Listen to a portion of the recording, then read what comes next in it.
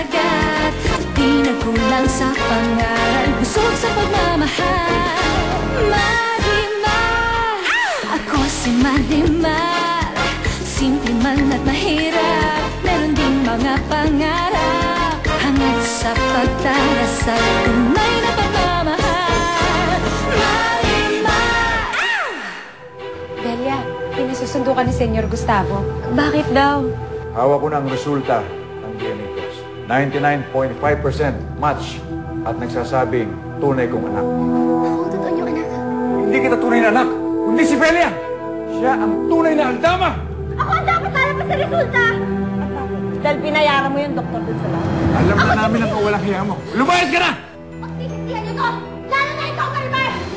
Bakit ba ako nagmamadali? Bakit parang may humihila sa akin para puntahan si Natalia? Sino ang nasa panganin? Lumabas kayo din! Iusap ako sa'yo, Natalia. Huwag mo inama yung anak ko. Papatay ko si Crosita at papatay kita! Papatay ko kayo pareho!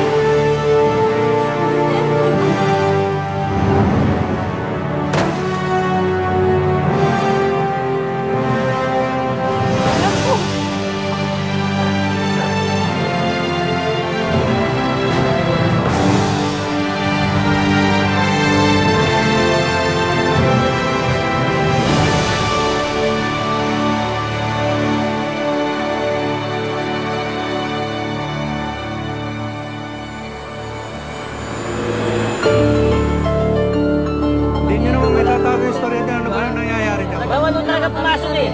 Wala akong magagawa. Yan ang utos sa amin eh. Bawal nung talaga pumasok. Kailangan ng talaga namin sa amin namin, sir. Bawal nung talaga pumasok eh. Pasensya na ako kayo. Bawal nung talaga pumasok. Bawal nung talaga pumasok eh. Sir, pwede niyo ba papasukin? Kakilala ko yung nasa loob. May kailangan lang ako itanong sa kanya. Sir, bawal nung pumasok eh. May mga kasama na kami nakapasok dyan. Pasensya na ako kayo, Hindi sir. naman Bawal pala nung eh. talaga pumasok eh. Sige na! Sir, sandali lang. Importante lang. Bawal nung pumasok, sir eh. Pasensya na ako kayo. Sir, kakilala ko yung nasa loob si Natalia. May kailangan lang ako sabihin sa kanya. Pumunta na lang ako sa presinto. Hindi, pero importante talaga yung kailangan ko sabihin sa kanya. Papasukin niyo naman ako. Tanging pulis lang at membro ng pamilya ang pwedeng pumasok sa loob. Hira naman. Sige na po, bawal po talaga. Pasensya na ako kayo. Bawal nung talaga pumasok. Sige na po, bawal nung pumasok na talaga. Pasensya na ako kayo.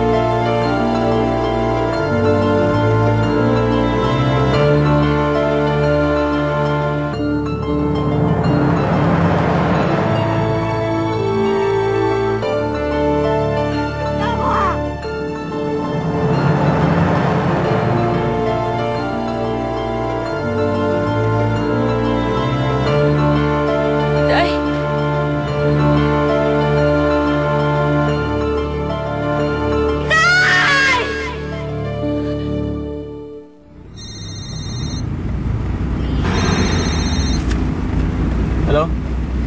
Bakit bigla kang umalis? Bumalik pa naman ako dito, akala ko. Nandito ka pa. May pinuntahan lang ako. Saan? Sino? Dating kakilala. Pero hindi ko rin siya nakita eh. Pabalik na ako dyan. Okay, sige, mag-ingat ka. Anong sabi? May pinuntahan lang daw siya. Malapit niyang kaibigan. Sigurado ako, may connection na naman kay Marimar yun. Itay! Okay.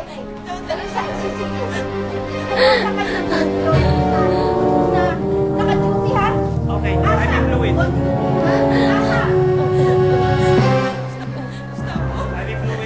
Tay! Tay! Tay! Kailangan mo tatay ko.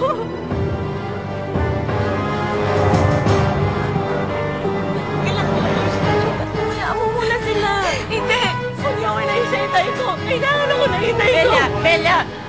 Kailangan nilang gamutin ang sugat mo. Kaya ano muna sila? Aalagaan nila nila.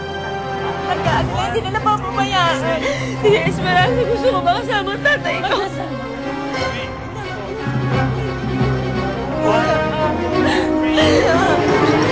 Tia Esperanza, sabihin mo sa kanila, gawin nila lahat para kay Itay, parang awa nyo na.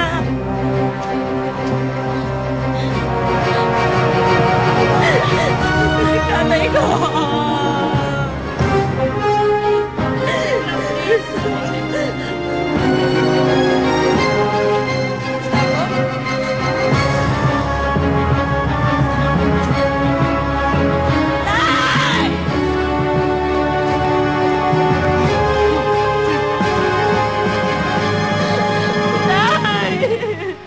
Hanggang ngayon talaga, hindi pa rin niya matalikuran ng karaan niya.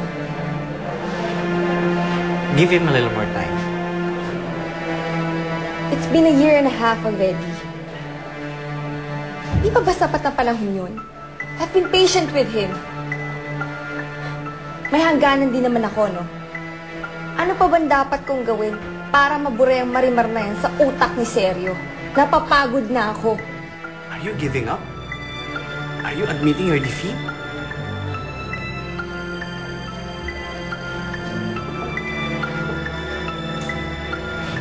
I don't like losing. Lalo pat ang dami ko nang nataya dito sa sugal na to.